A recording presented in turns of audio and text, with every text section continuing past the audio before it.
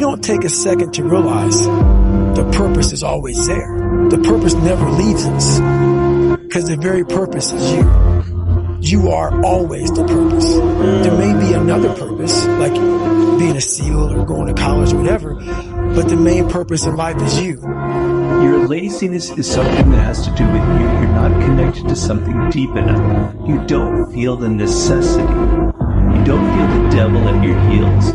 You don't feel the fact that you could very well die tomorrow that will impel you to get something done. There's no necessity behind it. And the human animal, the way we were created, is when we feel pressure, we feel the necessity to get things done. We can move mountains. You're lazy, you know exactly what to do. Exactly what to do. Because even me, in my state of, I can't read and write, I knew exactly what to do. It just sucks doing it. It sucks to do it. Most people, the bottom 80% are lazy. They're looking for an easy way. They're looking for a shortcut to be successful. And there aren't any.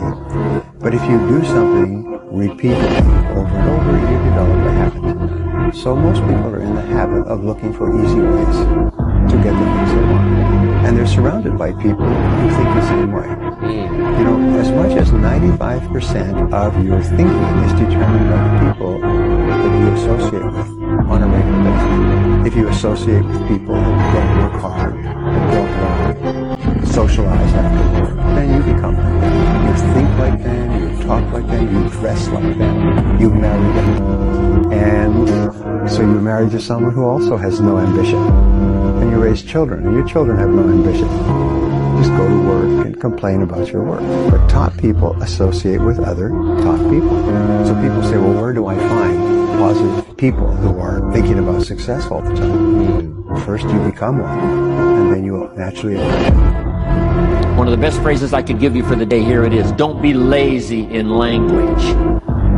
Don't be lazy in language, because the gift of language can create a career. It can help somebody see the way into the future. It can help somebody change from who they are to who they would like to be. It will help you to see the gift of your own intellect. There's an innate vocabulary in all of us that helps us to see, helps us to translate what's going on in the world, what's happening, so that we can make good decisions instead of poor ones. We can make less mistakes this year than we made last year. One of the major things to pray for is to be gifted in language, because it can have such a dynamic effect on your children. It can have such a dynamic effect on your business. It can have such a dynamic effect on your customers. It can have such a dynamic effect on your business partners, that not to continually get better and better at the gift of language would be a great mistake. Sometimes I look in the mirror and get little frights as well looking at myself, because I am an absolute animal, a machine. So I probably wouldn't want to find me either. They say I'm just talk, but here I am walking. Where's everybody else? I'm here. Remember this, is that people are time wasters, and the great majority of people have no goals, they have no priorities, they have no plans, they have no concern about becoming successful, and they think that you're the same. They think because their time isn't worth anything, that your time isn't worth anything also. You have to be crazy enough to think that it's possible. That's how you fucking do something worthwhile. That's how you beat the fucking odds. You have to believe it's possible. Okay? And when you believe something is possible, everything else will figure itself out. How big would you dream if you knew you couldn't fail?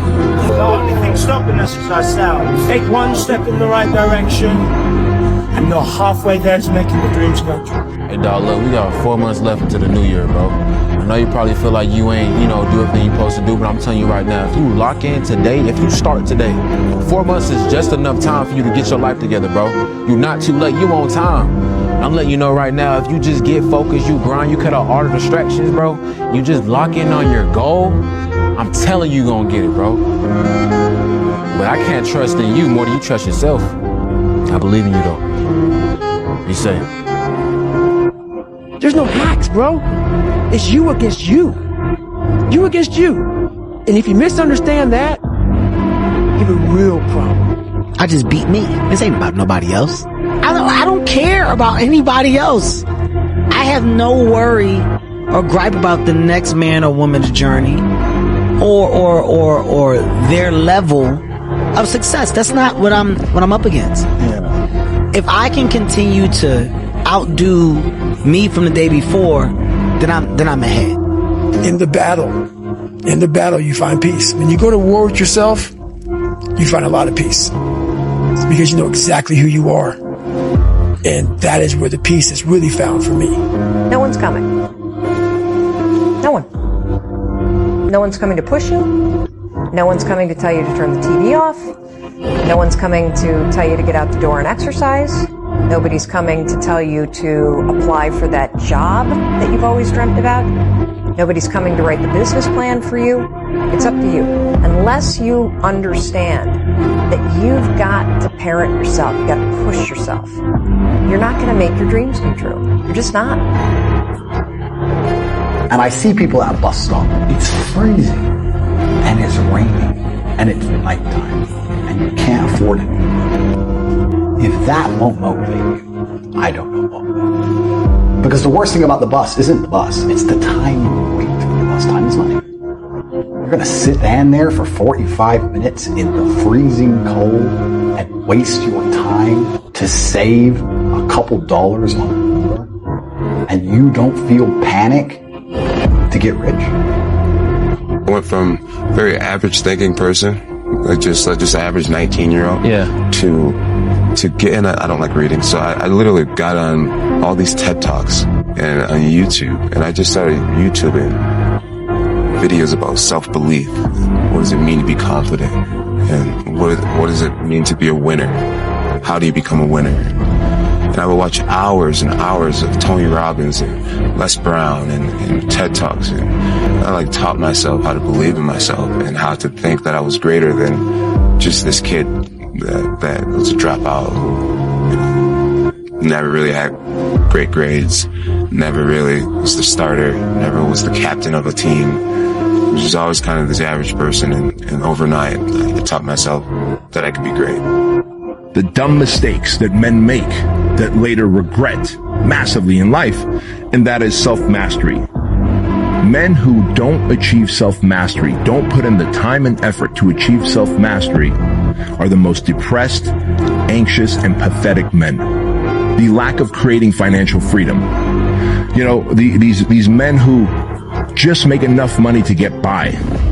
But if something went wrong, like if their car broke down, or if they got sick and needed to be hospitalized, or if a family member needed financial help, you're not going to be the guy to be there for them, because you're just making money to get by. And by the way you're getting by is a very low standard of living. Let's face it, your level of leadership, your level of discipline, focus, and consistency become the lid to your financial success.